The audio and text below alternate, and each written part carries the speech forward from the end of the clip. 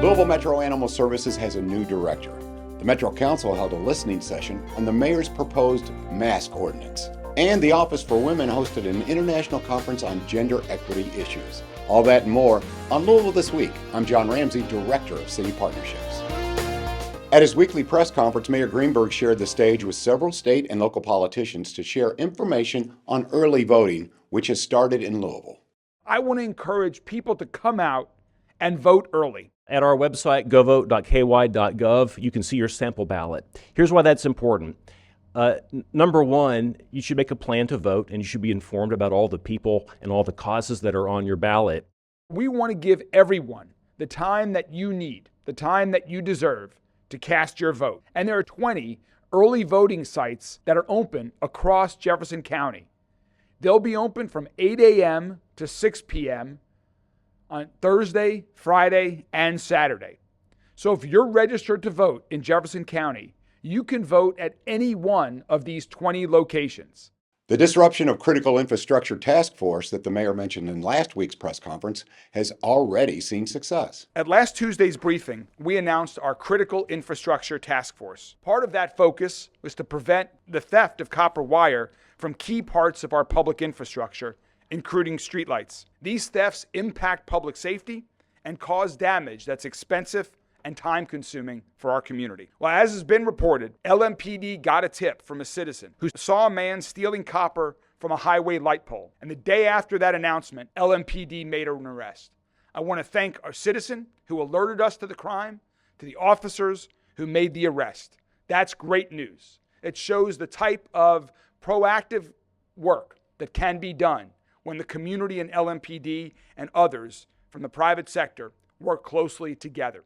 There's a new director at Louisville Metro Animal Services. I am honored to have the trust of Mayor Greenberg to lead Louisville Metro Animal Services during these challenging times. I feel that my 22 years of experience serving our community in various leadership roles has helped me prepare for this position. I have successfully navigated many challenging situations throughout my career, and I look forward to leading the dedicated and hardworking staff at Louisville Metro Animal Services. Last year, LMAS found homes for more than 2,600 animals and maintained a live release rate above 90% for both dogs and cats.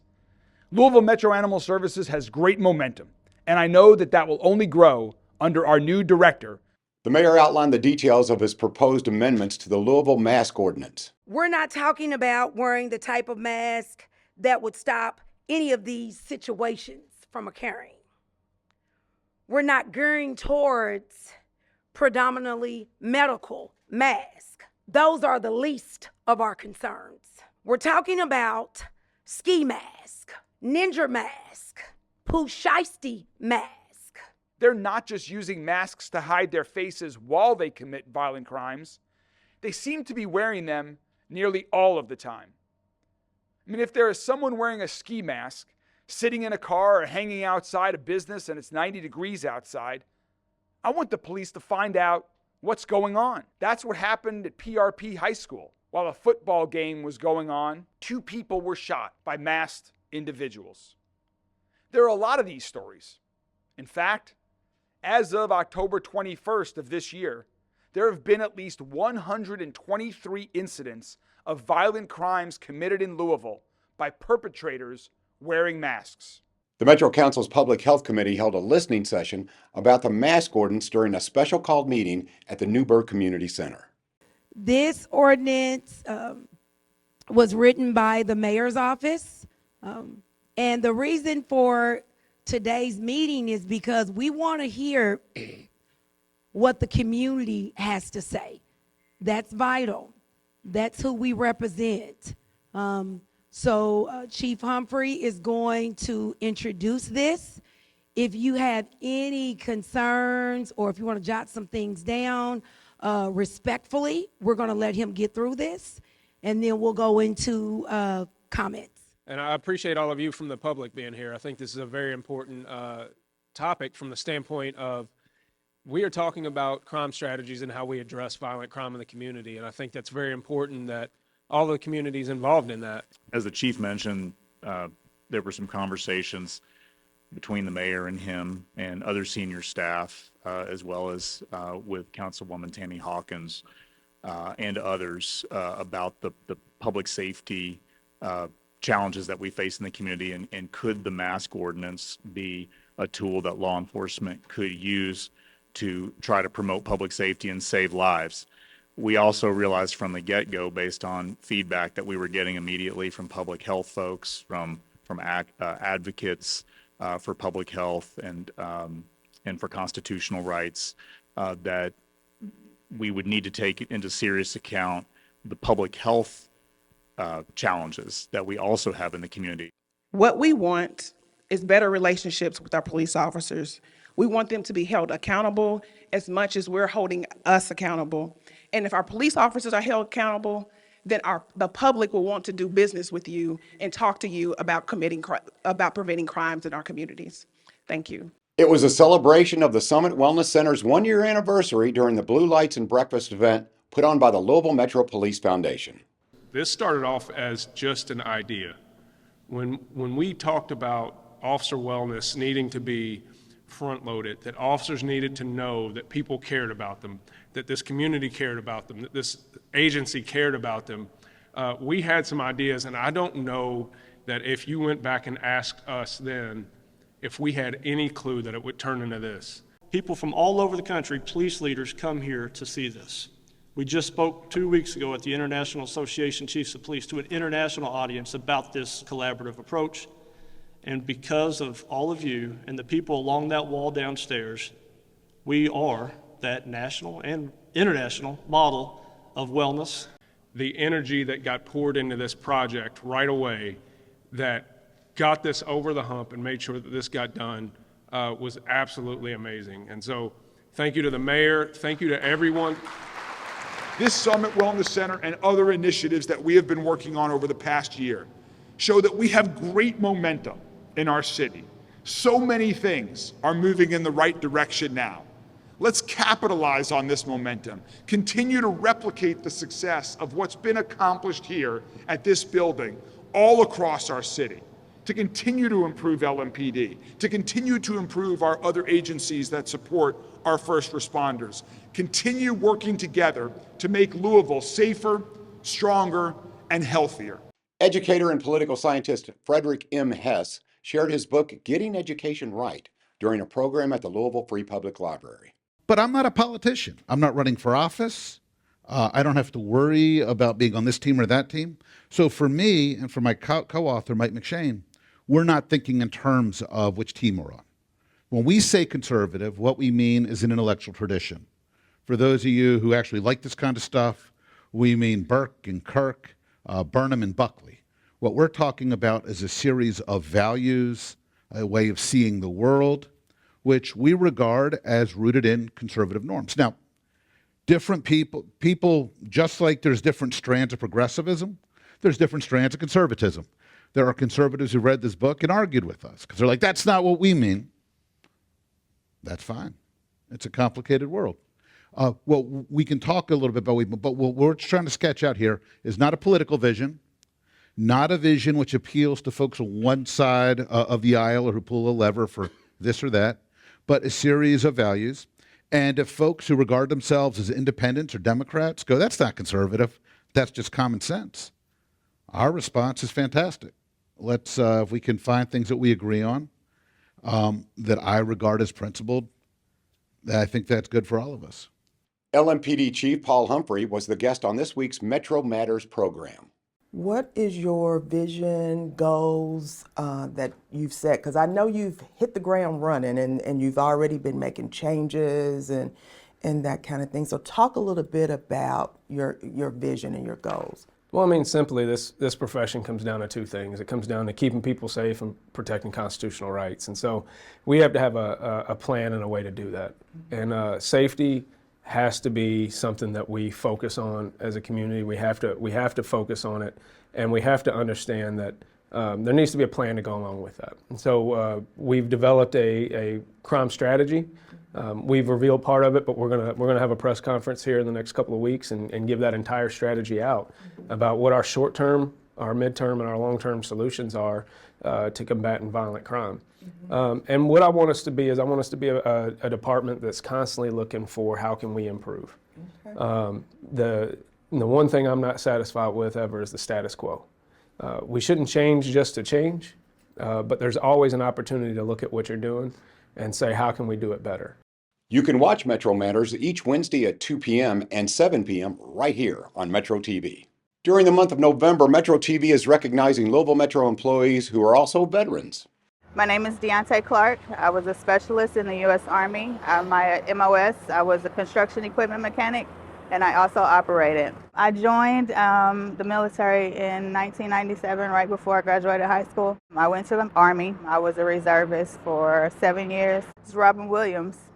Once in a lifetime opportunity. I have a hat that he signed, so I'm going to put this in my shadow box. Meeting different people, I got to travel the world. I was, like I said, I got deployed during Enduring Freedom.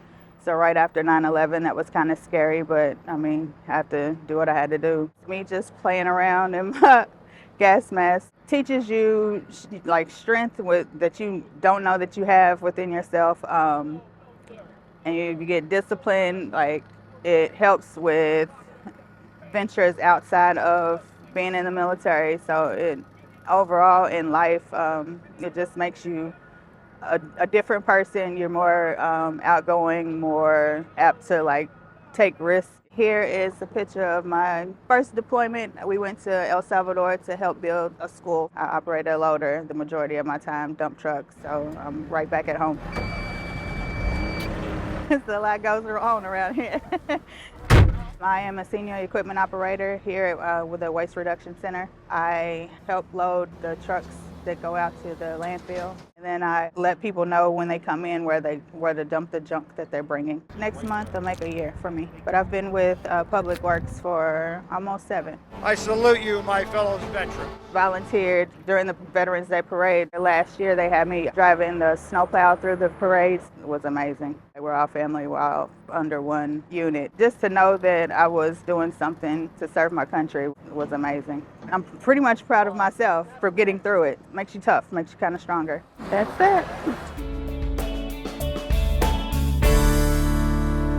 Metro Corrections held a graduation ceremony in the Mayor's Gallery. Congratulations, Class 141. You began your own story of leadership for our community and for the jail.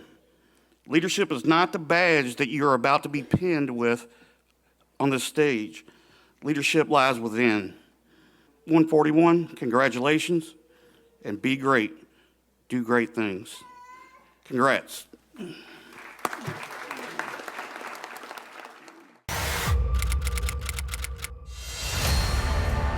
Operation Rendezvous, the largest undertaking to honor our veterans ever in the state of Kentucky. On Saturday, November 9th, military and patriotic convoys from surrounding communities will converge from points north, south, east, and west into downtown Louisville to present the Kentucky Veterans Parade and celebration. At 12 noon, the parade will step off at 7th and Jefferson Streets, rolling east with more than 80 units passing the review stand at Metro Hall and then repositioning for a static display. Congressional Medal of Honor recipient Don Ballard, representing the Medic Corps of all military branches, will lead the way as our Grand Marshal. At parade's end, assembled color guards will unite at the review stand for the blessing of the colors and taps. Immediately following, all units and exhibits will be on display for review and celebration.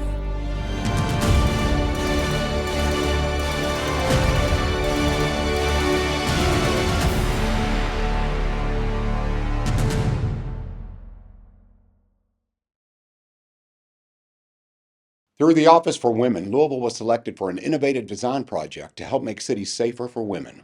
I love when nature just grows wherever it can. Do you know what we're doing today? We're doing street tagging in this neighborhood. We've gone down Preston, crossed over at Lambton and Campbell. We are putting these green and red circles on things that make us feel, we feel this is good and we feel we belong, and it making us feel at ease.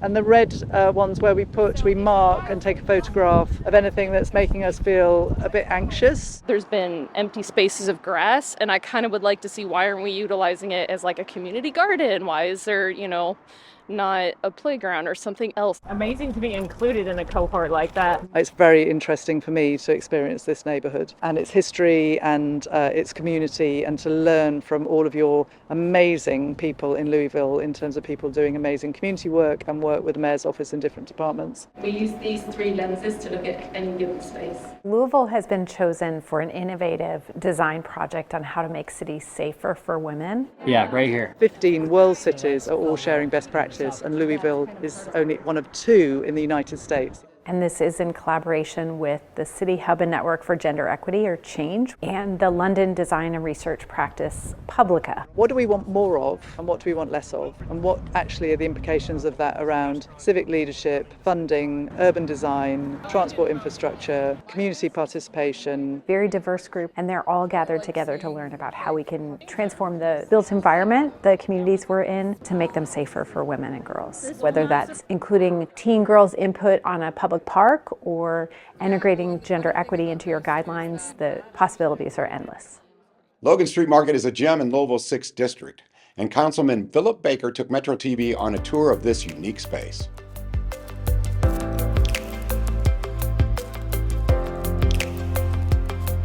Hi, I'm Councilman Philip Baker, representing the 6th District of Louisville. Here we are at Logan Street Market, which I believe is one of the best kept secrets in District 6, one of the most diverse districts in Louisville. Thank you for joining us today.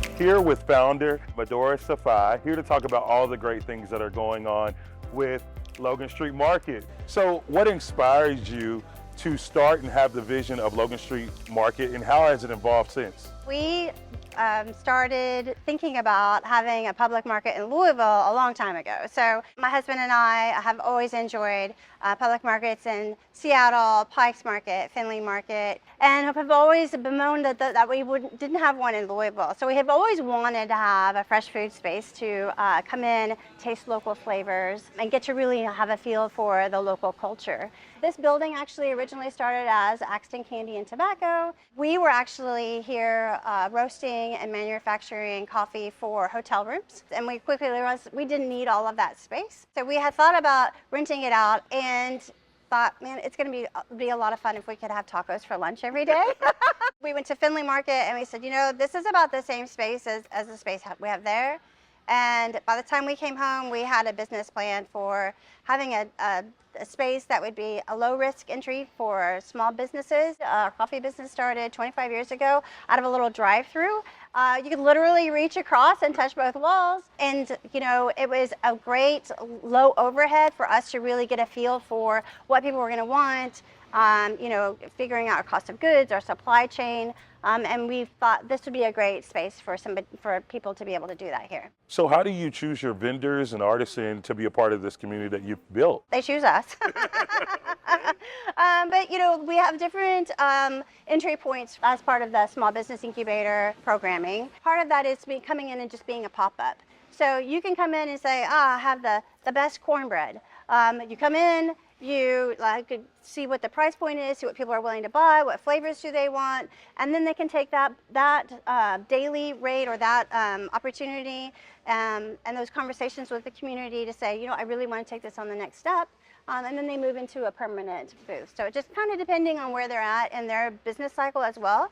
We've also had businesses that have downsized. So whenever we first started, we never really imagined that we would be that for the community. But of course, during the pandemic and now during an economic downturn, people are looking for a way to scale back their operations, take a deep breath, not lose their customer base, not lose their momentum for their marketing, and find a way to just take a deep breath and just realize, what do they want to do next?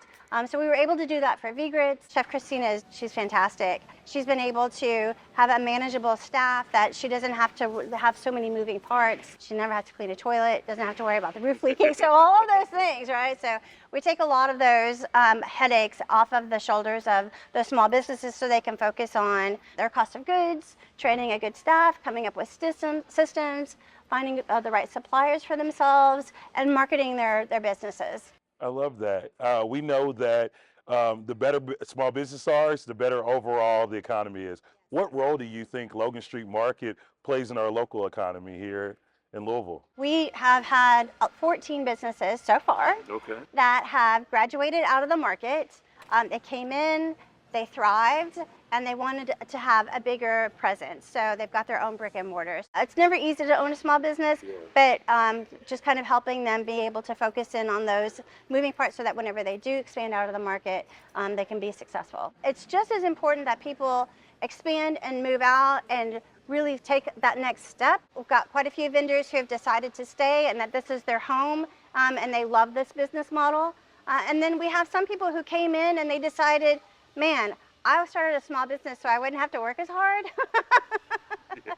So now they've been able to go back to those jobs, go back to and do and be happy. I feel like that's even more important than expanding out of the market. The market is always different. So we've always got new people coming in and out. We've always got new offerings. There's always new excitement happening in the market.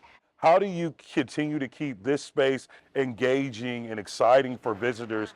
We're constantly coming up with new ideas. This space that we're in right now wasn't part of the original market. This is where we were roasting coffee and shipping it out. And we made this space someplace where people felt safe during the pandemic. After the pandemic, we put a pickleball court in because we thought that would be fun, an indoor pickleball court. And now it's going to be changing even yet again to 60 arcade games coming in. We're working with the Ants at Zanzibar to bring in that entertainment, that play feature, and just having that available for folks. So we're always changing. I think, when you're a business, you have to do that. If you don't change, you're not going to survive. We are able to be a space for local growers to come and show off their goods, local producers, bakers that come in for our pop-up markets on the weekends. We've just reopened a bodega, so we've done that. We partner with another company. That was one of the very core of our mission statement. Yes, a small business, fresh access, and the arts and culture is another thing that we really focus on, being a lively space for people to come and gather in.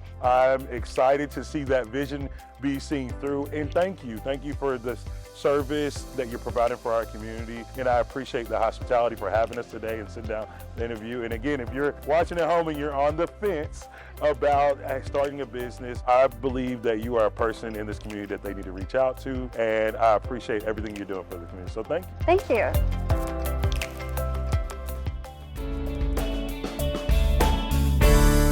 We continue our Louisville Metro Council member profiles with information on District 23 Councilman Jeff Hudson. Hi, I'm Jeff Hudson. I'm the Metro Councilman for District 23. That's in between Fern Creek and Okolona in the Highview area. Lived in that district all my life. Proud graduate of Fern Creek High School, which is close to that district, Tiger Strong. Prior to coming to council, I worked at GE Appliances. Currently, I am a realtor for RE Solutions. When I'm not working or serving at council, some of the things I like to do, I've been training Brazilian Jiu-Jitsu for several years and have tried to help out LMPD in that way. I like to cook. Some people tell me I'm pretty good at it. While on council, my focus has been working on the budget, infrastructure, public safety. My wife and I have 2 kids, one of each, Reese and Rachel, and 2 grandsons and a granddaughter on the way. District 23 is located in between Fern Creek and Okolona to the east and west, and basically from Fern Valley Road to the Bullitt County line. Some of the suburban cities that are in District 23 are Heritage Creek, Hollow Creek, and Spring Mill. Some of the larger neighborhoods that are in District 23 are Apple Valley, Adams Run, Cooper Farms, Zelma Fields, and Friendly Hills. In District 23, we're proud of our parks. McNeely Lake is in District 23. It's the second largest park. Our other park is Highview Park, where we host a series of concerts known as Highview Fest. I invite you to come out every other Friday in the summertime to enjoy some live music. One of the historical landmarks we have in District 23 is Pennsylvania Run Presbyterian Church. It's on the National Register of Historic Places. The church was founded in 1780, and the adjoining cemetery dates back to 1795. So if you'd like to find out any more information about District 23 or myself, you can contact me at area code 502-574-1123 or my email, jeff.hudson@louisvilleky.gov. Thanks.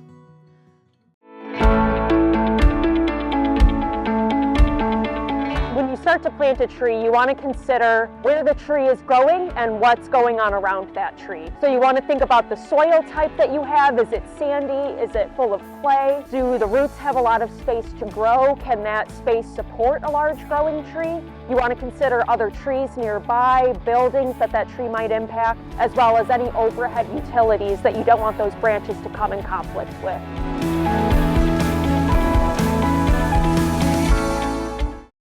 Students from DuPont Manual's Black Student Union are urging everyone to make sure your registration is up to date so you can get out and vote in the 2024 general election.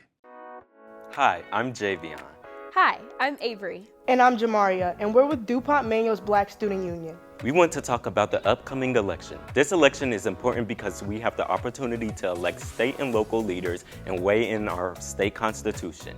We want to ensure everyone eligible to vote has a plan for Election Day. Register to vote or check your registration at govote.ky.gov to make sure your name and address are correct and current. Know your voting options. Those who have mobility issues can request a mail-in ballot. All Kentuckians are eligible for no excuse early voting. Get to know the candidates and the issues. Along with the presidential race, there are also races for Metro Council, judges, JCPS School Board, and constitutional amendment that will affect the public schools. Most importantly, vote. Invite your friends and family members to vote together. Early voting takes place October 31st through November 2nd, 2024. Election Day is November 5th. There are many ways to get involved in the election. Donate to local justice organizations. Sign up for the phone banking, text banking, or door-to-door canvassing on the Mobilize website. Talk to your friends and family about the election and share reputable resources such as NPR or the Associated Press. For more information on voting rights, the issues, or how to get involved, visit lul.org/vote. We are DuPont Manual High School's Black Student Union, and we are JCPS. Metro TV was out on the street asking people, what is your favorite museum in Louisville?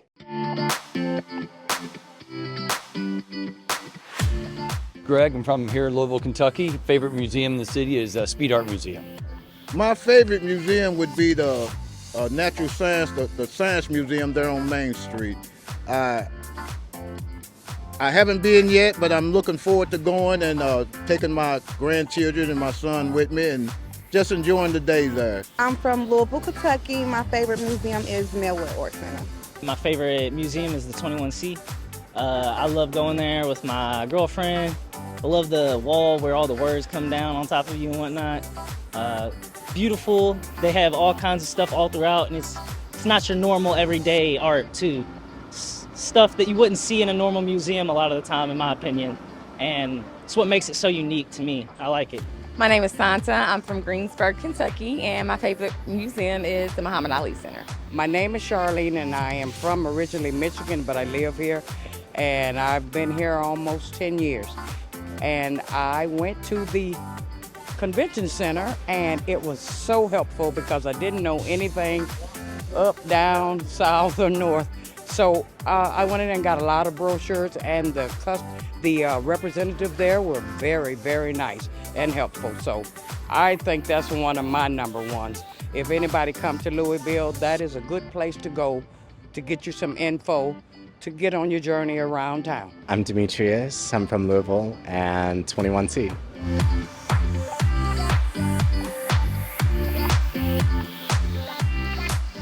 Louisville Metro Animal Services needs volunteers and people who are willing to foster dogs and cats. They also have a shelter full of dogs and cats just waiting to become your new best friend.